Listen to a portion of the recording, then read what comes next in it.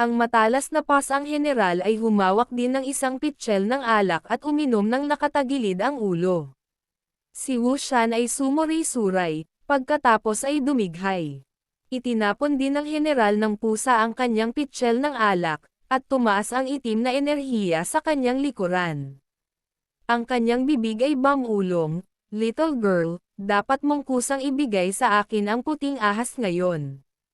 Ang aking lakas ay maaaring tumaas ng 30%, na maaaring magpapahintulot sa akin na manalo sa labanang ito at iligtas ang iyong buhay." Pag-isipang mabuti, binunot ni Zhao Xin ang kanyang espada na may pattern ng dragon at tumayo. Ni ayaw kong tumingin kay Wu Shan, diretso niyang sabi.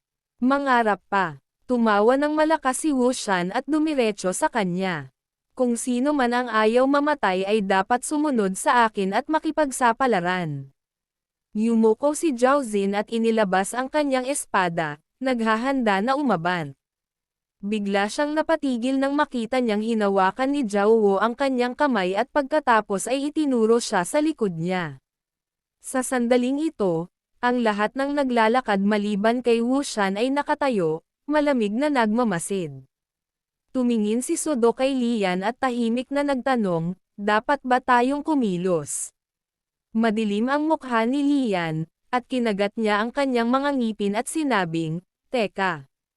Ang puting enerhiya ng apat na panahon ng kapalaran ay dumiretso kay Wu Shan, na sumusulong. Lumingon si Wu Shan. Ang apat na panahon ng kapalaran ay bumagsak sa lupa, na lumikha ng isang malalim na hukay. Naisip ni Wu Shan sa kanyang sarili, ang mapanirang kapangyarihang ito ay talagang kamangha-mangha. Ang pulang ilaw ay natipon sa kamay ni Wu Shan, na bumubuo ng isang talam na dumiretso sa puso ni Fang Yi. Ngunit hindi damyugo ang sugat ni Fang Yi at nagbuga lang ng maruming tubig. Nang makitang hindi epektibo ang kanyang pag-atake, nagulat si Wu Shan. Ang apat na panahon ng kapalaran ay hindi ang kanyang orihinal na kakayahan, ngunit ang dilaw na mga Diyos ng tubig ng ilog. Kaya naman madali niyang na-neutralize ang pag-atake. Nang magkadikit ang kanilang mga palad, lumitaw ang 5 kulay na ilaw at napalitan ng ulan ng nagniningning na talam. Sa isang iglap, 12 ng matutulis at 5 kulay na talam ang tumusok sa katawan ni Fang Yi. Ngunit masayang tumawa si Fang Yi, walang pakialam sa matutulis na talam na tumutusok sa kanyang katawan. Biglang tumalsik ang maruming tubig. Pinitik niya ang kanyang tenga, at ang kanyang buong katawan ay tumalon pabalik, hindi lamang umiwas sa apat na panahon ng pag-atake ng tadhana mula sa likuran kundi pati na rin itinulak ang apat na panahon ng enerhiya ng tadhana patungo kay Fang Yi. Kahit na sila ay mula sa iba't ibang paksayon, kinailangang aminin ni Zhao Xin na ito ay isang matalinong hakbang. Habang nakangiti si Wu Shan, nawala si Fang Yi sa ibaba niya. Bumulwak ang maputik at dilaw na tubig sa lupa. Isang kamay ang nag-abot mula sa tubig, at kinuyam ni Fang Yi ang kanyang apat na daliri, sinakal ang leeg ni Wu Shan. Bulong niya sa tenga ni Wu Shan, I admire you very much. Kawawa naman. Dahil doon, itinulak ni Fang Yi ang ulo ni Wu Shan patungo sa apat na panahon ng kapalaran mula sa itaas. Biglang sumiklab ang 2 agos ng pula at dilaw na apoy. Mabilis na umatras si Fang Yi para umiwas. Halos maantig si Wu Shan sa apat na panahon ng kapalaran nang may humawak sa likod ng kanyang kwelyo, at siya ay muntik nang nakatakas sa kamatayan. Lumitaw si Luo Xiaodao dala ang kanyang kutsilyo sa mapagpasyang sandali at iniligtas si Wu Shan mula sa kamatayan. Mabilis na umatras ang dalawa bago ang bumubulusok na dilaw na tubig. Ang mga paa ni Luo Xiao ay nagbuga ng mataas na temperatura na parang lava at napunit ang 2 pulang linya sa lupa. Habang hawak ang kanyang kinatatayuan, sinabi niya kay Wu Shan, ang bilis at lakas ng lalaking iyon. Sa SOT ay kapantay namin, at ang kanyang mga kasanayan ay mahusay. Bagaman sinabi niya ito, lihim niyang naisip na ang pisikal na lakas at fitness ng lalaki sa SOT ay dapat kabilang sa 5 elemento na higit sa kanila. Ngunit ang puting enerhiya ay masyadong nakakatakot. Nakangiting tumingin sa kanila si Feng Yi. Ang malinaw na tubig ng Shanghai ay maaaring maghugas ng aking mga tassel.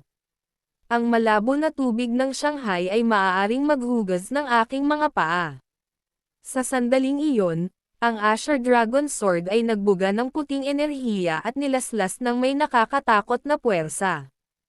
Ang talam ay naghiwa ng mahabang peklat sa lupa ng ipinagbabawal na lungsod hanggang sa tumama ito sa apat na panahon ng kapalaran at tumigil.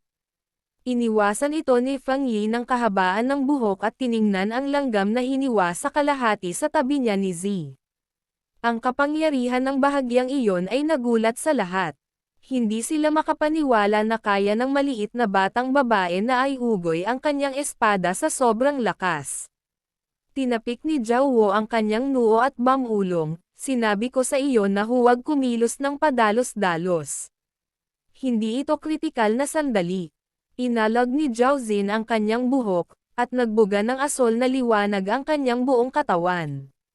Sa kanyang likuran, tinitigan ni Bai Zi si Feng Yi at muling nag-ipon ng puting enerhiya. Nagtaas ng kamay si Feng Yi sa gulat. Ang dilaw na tubig ng ilog ay tumama patungo sa noo ni Zhao Xin. Sa sandaling iyon, lumitaw ang isang agos ng asol na tubig, na pinutol ang agos ng dilaw na tubig. Lumapag si Zhao Wu at nagluwa ng isang subo ng dugo. Hindi pa naghihilom ang dating sugat. Ngayon ay pinilit niyang gamitin ang kanyang anyo, na sobra sa kanya. Nang makitang nasugatan si Zhao Wu, galit na galit si Zhao Xin at gustong humakbang muli. Ngunit mabilis siyang pinigilan ni Zhao Wu. Naisip niya sa kanyang sarili na ang mga salita ng general ng pusa sa simula ay totoo, at naiintindihan din nila na mas malakas ang Lesenggo. Ayaw niyang lumubog sa kanila. Sa sandaling ito, sabay na humakbang pasulong sina Wu Shan, Luo Shan, Xiao Dao, at Zhao Xin, na pumapalibot sa apat na panahon ng kapalaran. Biglang tumalon ang lalaking may ban, inilabas ang kanyang busog at palaso, at isang gintong talam ang bumaril sa dibdib ni Feng Yi. Ngunit itinaas lang ni Feng Yi ang kanyang kamay at ibinaba ito. Nilamon ng agos ng maruming tubig ang talam.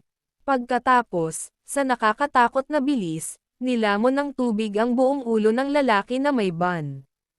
Ang lalaking nakatayo sa likuran niya, na balak pumunta sa likuran ni Feng Yi, ngayon ay pinagsalikop ang kanyang mga kamay, at dalawang higanteng kamay ang lumitaw sa likuran niya, dumiretso sa templo ni Feng Yi. Ngunit hindi man lang nag-abala si Feng Yi na lumingon, pinisil niya ang mukha ng matanda gamit ang kanang kamay. Ang kanyang hinlalaki at hintuturo ay nakadikit sa mga butas ng mata ng matanda. Muling umagos ang dilaw na tubig, at bumulwak ang putik at dumi, nilamon ang matanda. Walang bakas na natitira. Ang kakilakilabot na tanawin ay nagulat sa lahat. Napatingin sila kay Feng Yi nang may takot. Malamig ang ekspresyon ni Feng Yi. Bumubula at kumulo ang tubig. Ang paglalaro kay Yuga ay nagpa-refresh ng aking espiritu. Sa sandaling iyon, ang tarangkahan ng pintuang kulay ube ay napinsala ng apat na panahon ng kapalaran, at ang mga alon ng dilaw na tubig ay lumundag at bumagsak sa pader ng lungsod. Ang 5 Phoenix Tower sa Purple Door ay tuluyang gumuho.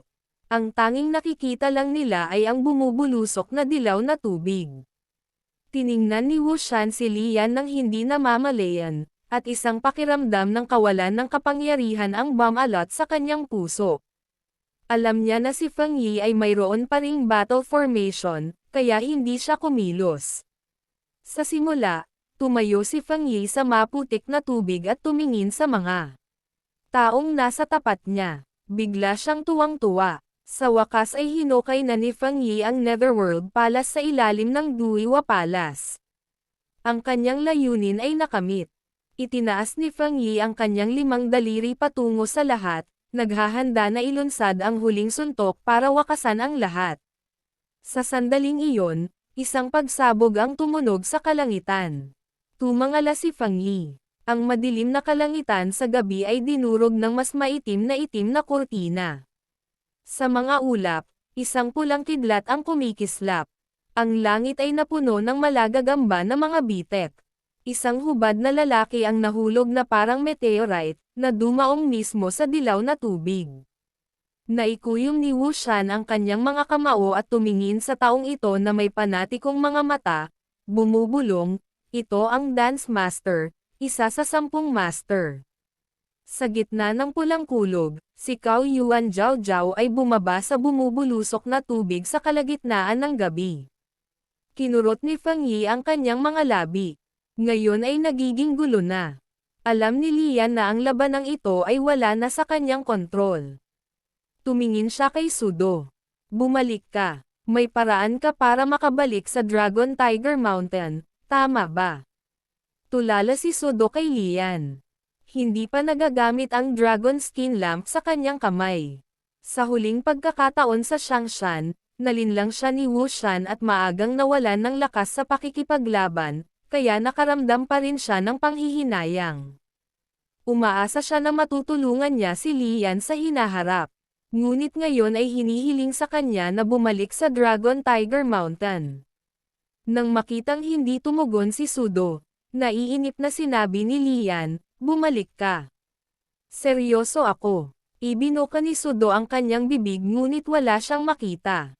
Nangingilid ang luha sa kanyang mga mata. Pagkatapos ay lumingon siya, at lumitaw ang isang puting puyo ng tubig. Malungkot na tiningnan ni Sudo si Lian. Dapat kang mag-ingat. Pagkasabi noon ay unti-unting nawala ang kanyang figure sa puyo ng tubig. Habang pinapanood ang pag-alis ng figure ni Sudos, sinubukan ni Lian na pigilan ang pagnanais na sumugod sa larangan ng digmaan at kinuha ang hugis kidyang sinturon mula sa kanyang space ring.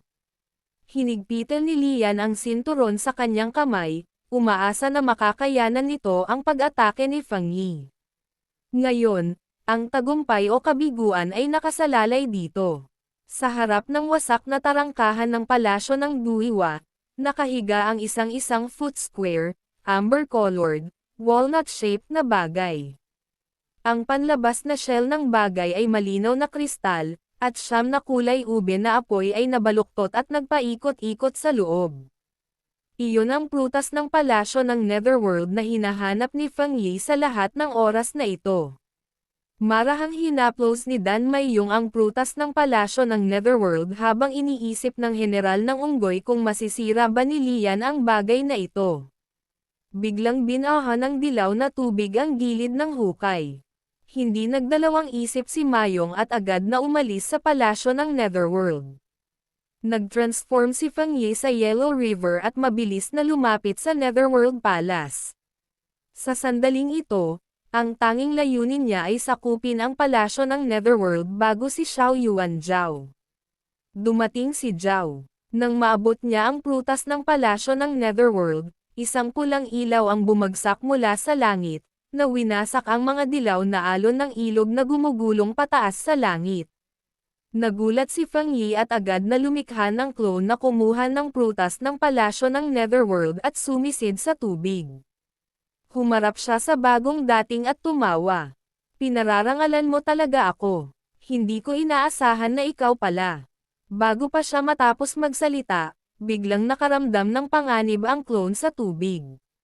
Xiao Yuan Jiao. Biglang sumulpat si Jiao sa likod niya at tinignan siya ng masama. Bakit ka aalis? Hindi mo ba gustong manatili ng kaunti? Sa panig ni Lian, ang dilaw na ilog ay bumaha na parang isang natural na sakuna na tumatama sa lahat. Biglang sumigaw si Lian, umalis ka. Parang kulog ang tatlong salita, lahat. Nagmamadali silang humanap ng masisilungan mula sa umaalon na mainit na tubig. Tinamaan sa mukha ang lalaking may dalang ban. Hindi nabuo ang kanyang mga buto. Sa gitna ng kaguluhan, tumayo si Lian. Nang makita niyang bumalik si Dan Maiyong, tahimik siyang nagtanong, paano na? Nakangiting sabi ni Dan Niyang. Kakayanin ko ito ng hindi hihigit sa 50%. Napangiti si Lian ng mahinahon. Marami na yan. Nag-aalala si Dan Niyang kay Lian. Hinayaan ni Lian na manatili ang mga luntiang burol. Ano ang dapat ikatakot kung walang apoy?